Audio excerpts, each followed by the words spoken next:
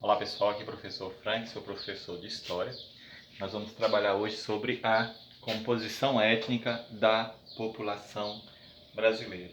Veja bem pessoal, então quem é o povo brasileiro?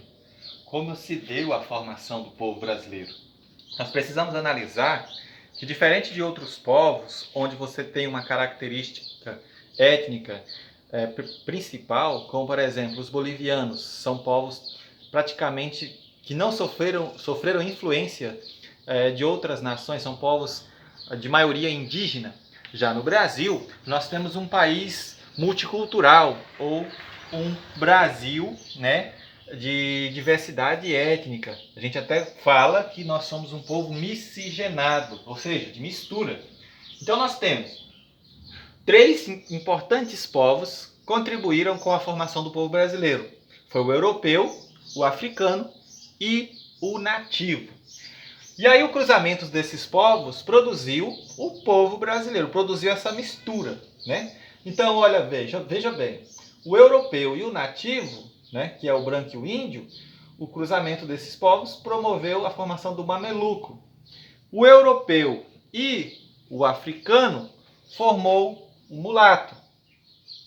O africano e o nativo formou o cafuzo.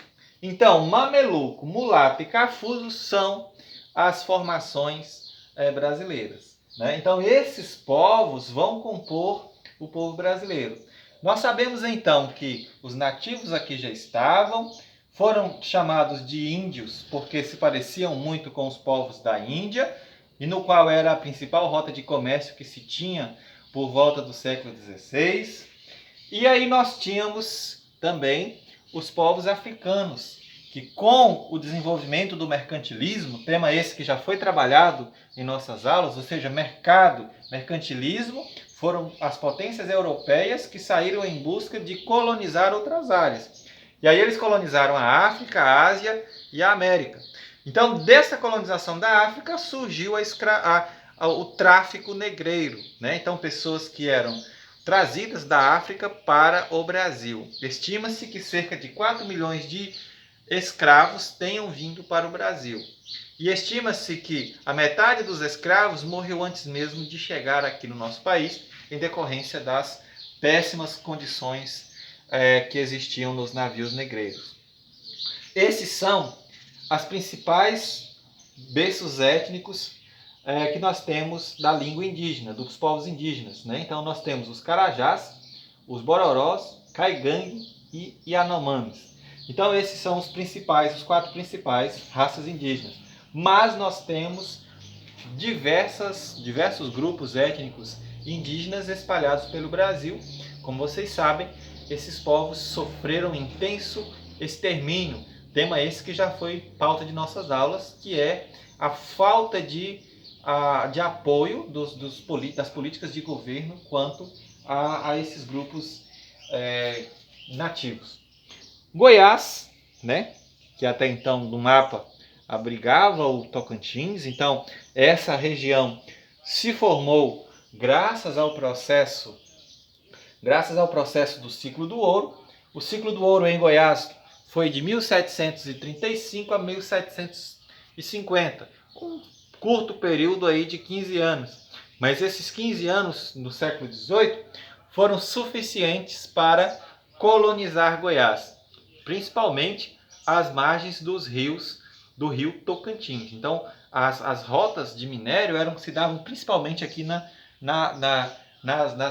região do rio Tocantins. Então, o rio Tocantins ele parte mais ou menos nesse sentido, né?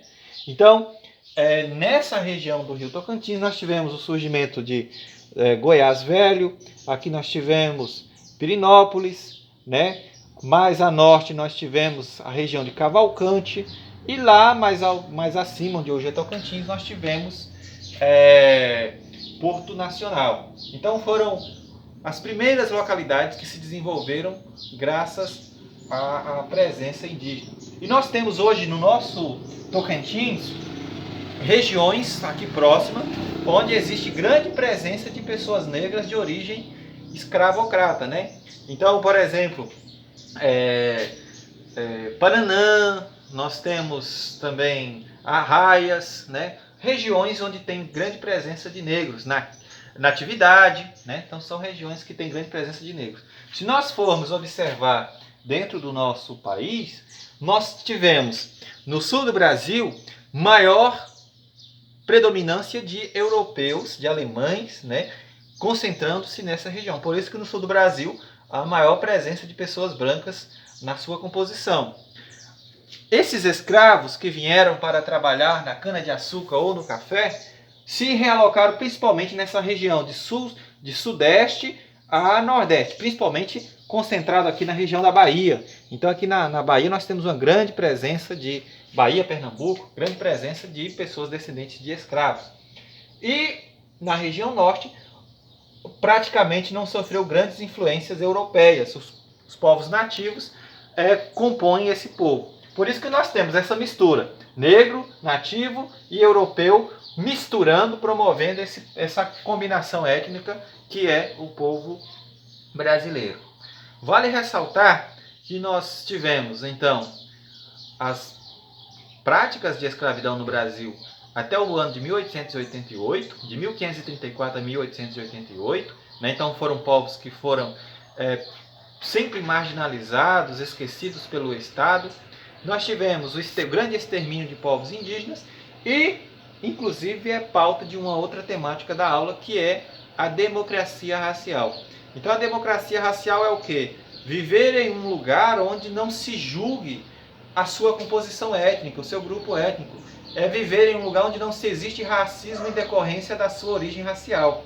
Isso existe no Brasil? Não, isso não existe no Brasil. Principalmente porque o negro ainda é um povo que sofre grande marginalização, né, em nosso país até os dias de hoje. Né, o racismo ainda é presente. Então o que é racismo? É uma pessoa ter preconceito da outra em decorrência da sua raça. É o que ocorre no Brasil. Existem ainda pessoas que marginalizam pessoas negras puramente por ser negro, né? Então fazem essa origem negativa. Então o nosso Brasil, ele inicia sua história com o ciclo da cana-de-açúcar, né? Nós já estamos há quantos minutos gravando? 7 minutos. Então nós já vamos parar por aqui, mas vou só finalizar. Então o nosso Brasil inicia no ano de 1530. No ano de 1500 ocorre a descoberta do Brasil. Depois ocorre em 1534 a introdução dos negros africanos para trabalhar com a cana-de-açúcar no litoral nordestino. Posteriormente, eles vão para as fazendas de São Paulo. E, inclusive, de São Paulo partem as bandeiras, expedições montadas a cavalo à procura de ouro no século XVIII, nas regiões de Goiás, Minas, Mato Grosso. E nós tivemos também, né, outras atividades que favoreceram a esse processo miscigenatório do povo brasileiro. Bem, pessoal, é mais ou menos isso. Um forte abraço. Valeu!